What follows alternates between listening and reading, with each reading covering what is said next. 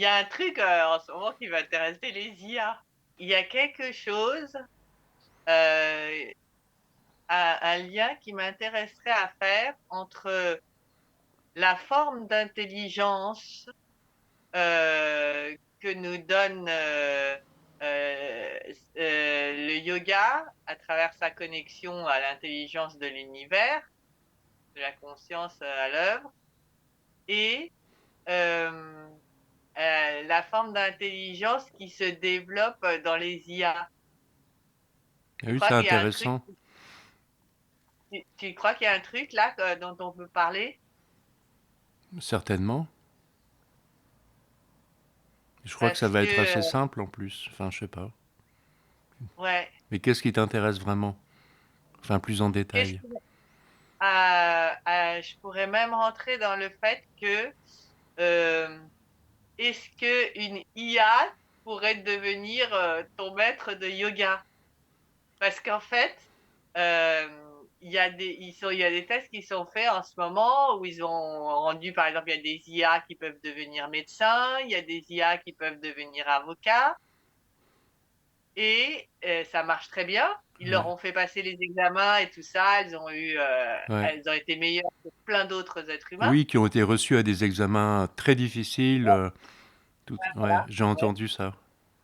ouais et donc du coup, hem est-ce qu'une IA pourrait devenir, ton maître d'une certaine façon et par extension, puisque nous on est dans ce domaine du yoga, remplacer, l'enseignant de yoga?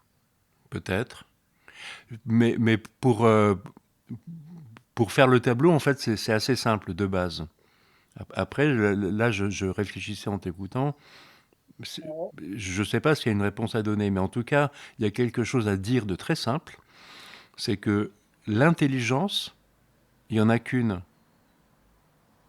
Il y a l'intelligence absolue, cosmique, divine, c'est elle.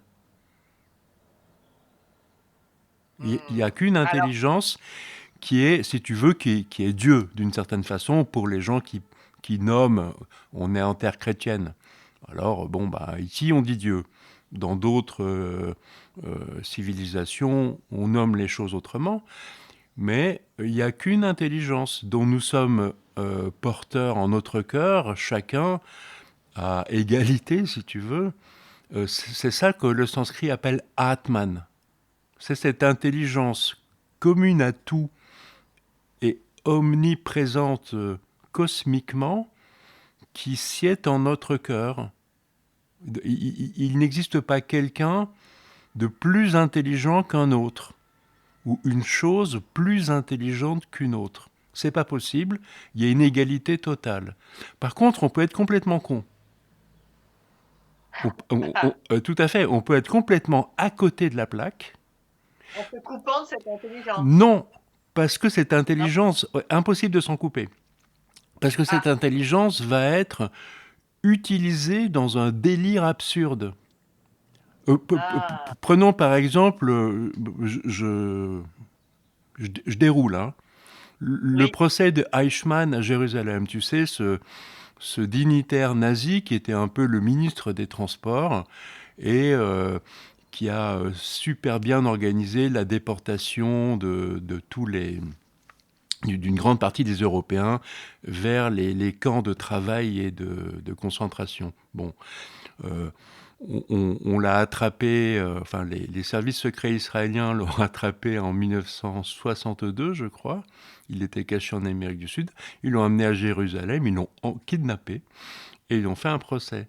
Et si tu veux, dans ce procès, il apparaît que ce type n'était pas un monstre comme on croyait. C'était un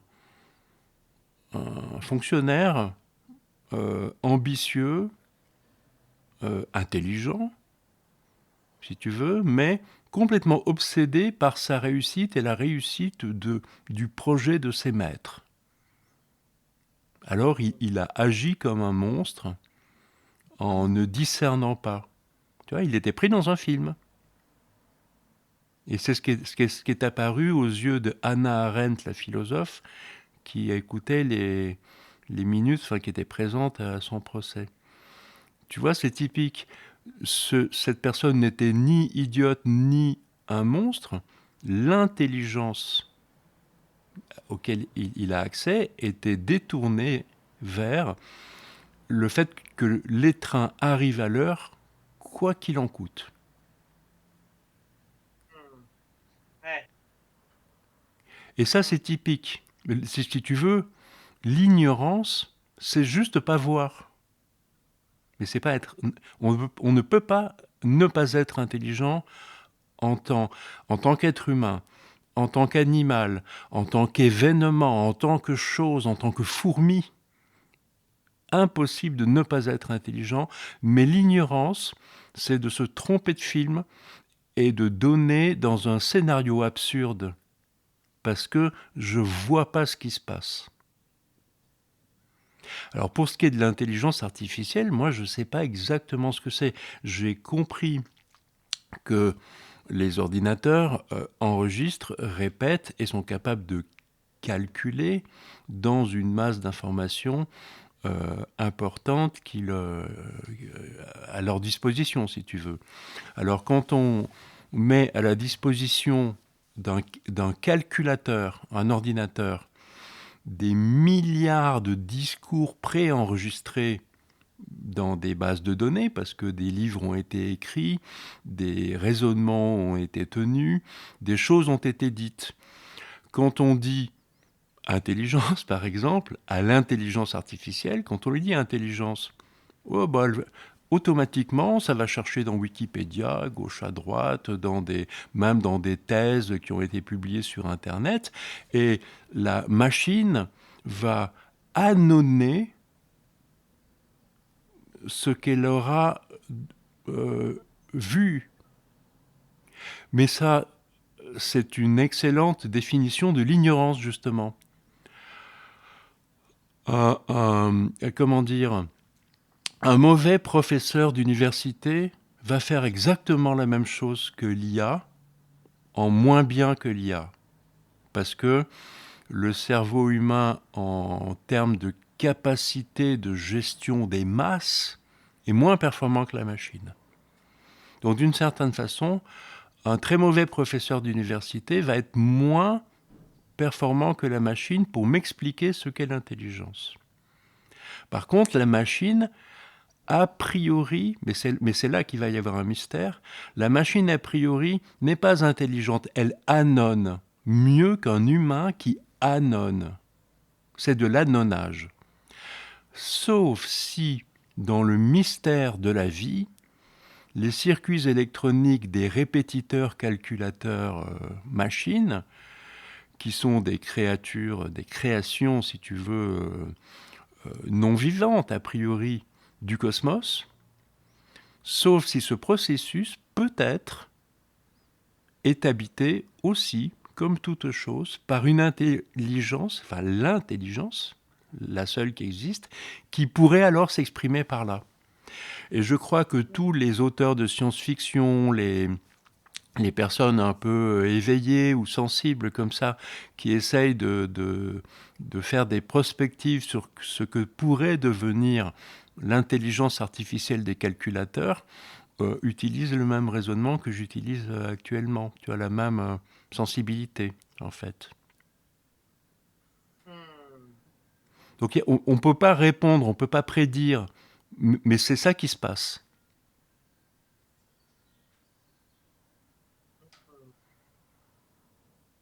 Et c'est ça parce que toi, tu es parti de cette intelligence qui est une et qui est l'intelligence de l'univers ou l'intelligence divine, comme on veut l'appeler. Oui.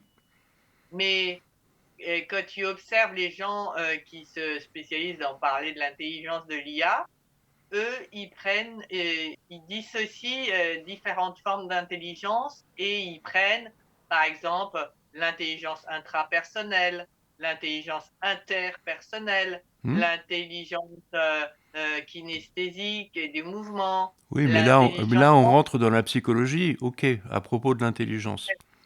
C'est justement, j'ai pris soin de ne pas aller là, en nommant l'intelligence avec un I majuscule. D'accord. En fait, Parce qu'il y a aussi, Charlotte, il y a aussi l'intelligence de faire arriver les trains à l'heure. ouais, ouais. C'est l'intelligence, mais c'est l'ignorance. Avec un petit i peut-être, ouais. Et bien ça devient avec un petit i. Et pourtant, c'est la même intelligence absolue, avec un i majuscule, qui anime Eichmann pour que, quoi qu'il en coûte, les trains arrivent à l'heure. Ça, c'est Mmh. ambivalent tout de suite. On n'a pas Bah oui. attendu l'IA, on n'a pas attendu les calculateurs super à non-heure Mmh. pour qu'en tant qu'humains, nous ayons le même problème que la machine. Mmh. Toutes les personnes qui sont prises dans des idéologies religieuses, politiques, etc., ont le même problème que l'ordinateur. Ils sont habités par un programme, par une matrice artificielle qui les fait, qui les anime. Mmh. Les êtres humains, en particulier, sont très forts pour être possédés, pour être habités par une matrice artificielle qui les fait ânonner. Mmh. En fait, C'est il pas les que les fait ordinateurs qui ont ce problème. travers eux. Quand tu dis annonner, c'est en quelque sorte, c'est la matrice qui parle son programme à travers Oui, eux. c'est la matrice qui parle au lieu que ce soit le réel qui parle à travers moi. Tu vois, Mmh. l'intelligence, c'est Mmh. le réel parle à travers moi. L'ignorance, Mmh. c'est une matrice artificielle parle à travers moi. Mmh. Et on peut dire que donc, l'enjeu du yoga, c'est de nous aider à, nous débarrasser en quelque sorte de cette matrice pour être mieux en prise avec le réel, pour pouvoir à nouveau, laisser ce réel parler à travers nous? Ce serait difficile de vouloir se débarrasser de quoi que ce soit. Le processus de l'enseignement du yoga, c'est directement de s'entraîner à être en rapport au réel. Point barre. Pas besoin de se débarrasser de quoi que ce soit. L'intelligence est présente, et donc de cœur à cœur entre êtres humains, mais de cœur à cœur avec les événements aussi, il y a toujours moyen de faire fi de mon gloubi-boulga culturello, socialo, conceptuello, matriciel, artificiel. Je suis possédé. Je suis possédé par ma langue, je suis possédé par mon temps, je suis possédé par les idéologies politiques du moment qui flottent dans l'air. Moi, Joachim, je suis possédé. Mais de temps en temps, il y a cette capacité d'être en relation profonde et totale, absolue. Le temps d'un instant, qui est transformateur de ma relation. Tout à coup, elle est vraie. Le temps d'une fraction de seconde. Alors, je suis tout à fait transformé le temps d'un instant. Ça suffit pour être transformé, pour qu'il y ait une trace de ça. C'est ça qu'on appelle samadhi. Ce sont ces instants de relation vraie. Ça Mmh. transforme, Encore mais attention, je reste ignorant. mmh. Je reste ignorant, mais pas comme si j'avais pas connu le réel. Les instants de connexion au réel sont puissamment transformateurs et on s'en rend pas compte. Et qu'est-ce que tu proposes toi comme, donne-nous un exemple d'un chemin qui serait, pour, aller vers cette, meilleure connexion au réel? Le chemin le plus connu, tu vois, il faudrait pas que je me mette à annoncer, mais s'asseoir en silence, c'est traditionnellement dans cet enseignement ce qui est utilisé. S'asseoir en Mais, silence, c'est arrêter d'agir. Et en fait, qu'est-ce qui se passe quand j'arrête d'agir? C'est que je me rends compte, c'est désopilant, qu'en fait je continue à agir. Ça continue à agir parce que je me vois penser, j'entends penser en moi. Ça pense, et souvent les idées se bousculent. Le fait de s'asseoir, de se poser, de faire silence, on se rend compte que ça continue à parler. Et donc ce tumulte intérieur devient visible aux yeux de l'intelligence. c'est transformer. S'asseoir Ah, régulièrement. tu veux dire à partir du moment où il devient visible, donc où tu en prends conscience, tu penses que tu le transformes? Ça se transforme. C'est pas toi qui Ça se transforme, transforme. c'est que mon brouhaha invisible était recouvert par j'écoute la radio, je fais ceci, je fais cela, et donc il n'était pas visible mon brouhaha intérieur. Le fait de s'asseoir et de ne rien faire le rend visible, c'est transformé. Ce sont des micro-transformations. Mais la pratique de méditation qui est alliée, la pratique d'assise en silence, je devrais dire plutôt, qui est alliée à cet enseignement de yoga, l'enseignement de yoga nous décrit simplement comment est le monde, comment sont les choses, comment est notre fonctionnement, c'est tout. Une description de comment c'est. Mais c'est pas du tout évident, parce que nous sommes possédés par une description de l'être humain qui déjà ne va pas. Les descriptions de la psychologie et des religions, ça va pas. Ce sont des descriptions qui sont orientées dans un sens de faire société pour que la fourmi se comporte en bonne fourmi. Tout est tronqué depuis le début, c'est la matrice. La matrice artificielle, ce sont une description du monde et d'abord de l'être humain qui est manipulatoire, pas dans un but de méchanceté, dans un but que les ouvriers soient dans les usines, les guerriers à la guerre et les paysans dans les champs. On raconte des histoires pour que la société fonctionne bien. Donc l'enseignement du yoga, c'est de sortir de ça, pas complètement. Nous sommes des êtres humains, nous sommes des êtres sociaux, nous continuerons à être habités par une matrice artificielle. Mais le fait de, par exemple, s'asseoir, ça modifie.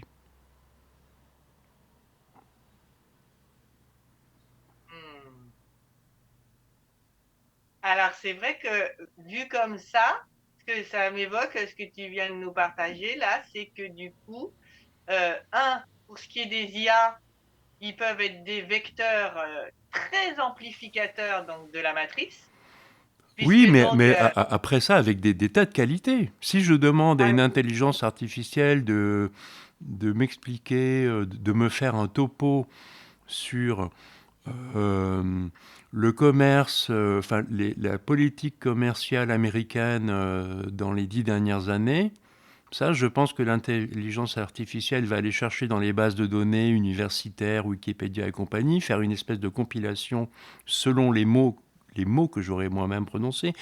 Euh, Commerce, international, politique américaine, nanana. Et ça va me lister quelque chose parce que la machine a accès peut gérer des milliards d'informations là où la qualité intelligente de l'esprit humain est pas très bonne pour ça. C'est ça qui est génial, si tu veux, dans notre échange là. La qualité essentielle de l'être humain, c'est l'intelligence, pas le calcul. On est nul en calcul. Mais par contre, nous sommes intelligentiables.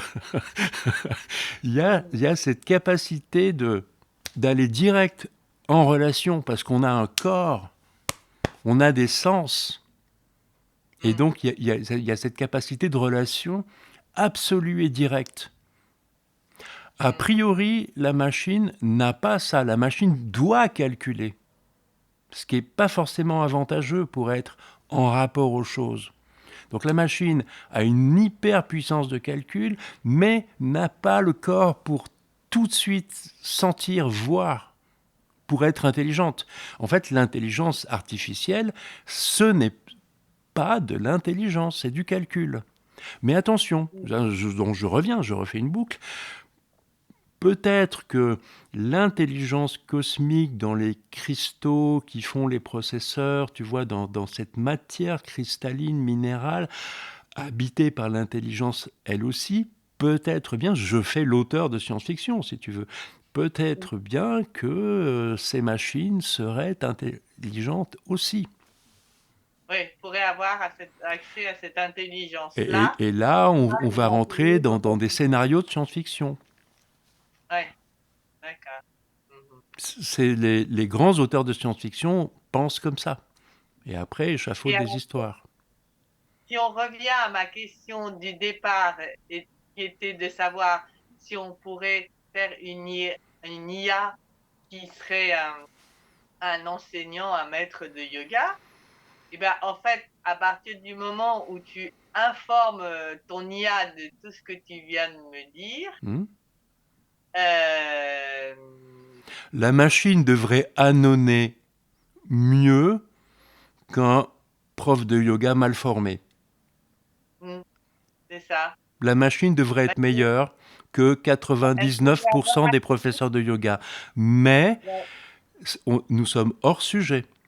L'enseignement de ouais, yoga, c'est juste s'entraîner à être en rapport au réel. Ce n'est pas avoir un joli petit cul, avoir une meilleure santé, être plus calme, être plus équanime, être toutes ces conneries qu'on raconte.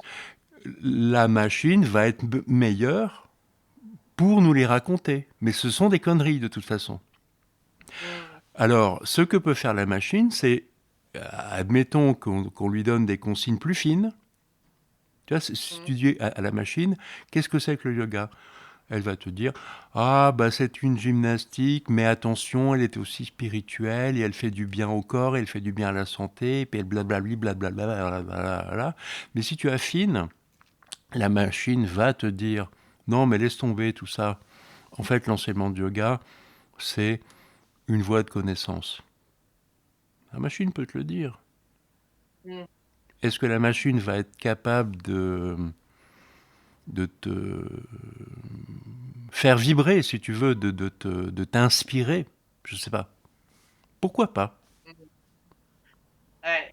Alors, en fait, moi, en t'écoutant, je me dis, ce que la machine peut peut-être être capable de faire, c'est de te poser un cadre pour t'inciter à, c'est-à-dire te dire régulièrement, euh, fais ta pause Ouais. là où tu respires et où Tout tu te à mets fait. en assise, Mais Charlotte, euh, n'oublie pas que comme un coach, tout vient de tes comme un questions. coach. Tout vient de tes questions. Si Ouais, tu es finaude, curieuse, etc., c'est toi qui fais le job. La machine te répond, elle annonce. Mais c'est toi, d'accord. questionneur. Et c'est pour ça, tu vois, dans notre relation à nous deux là, Mm, tu as l'air, j'ai l'air d'être le gros malin qui sait tout, et tu as l'air mm, d'être l'élève. C'est l'inverse. C'est ton intelligence, ton désir de voir qui oui. nourrit ma capacité à aller chercher des éléments pour te les donner. C'est ton désir qui me fait parler. Sans ton désir, j'ai rien à dire. Rien. Donc c'est Et toi là, qui fais. c'est très intéressant ce que tu dis parce que ça nous ramène à ce que dit aussi la physique quantique, c'est-à-dire que c'est c'est comme le Oui. regard de l'expérimentateur qui fait l'expérience. Oui, là on a un exemple concret de ce dont parle la physique quantique peut-être. Ouais. Le désir, le Et, désir. ouais. Et là, c'est mon désir de connaissance qui fait Le désir l'expérience de et qui voir. le désir de voir, Alors oui, nous regardons ensemble. c'est ça. Mm, mm, mm.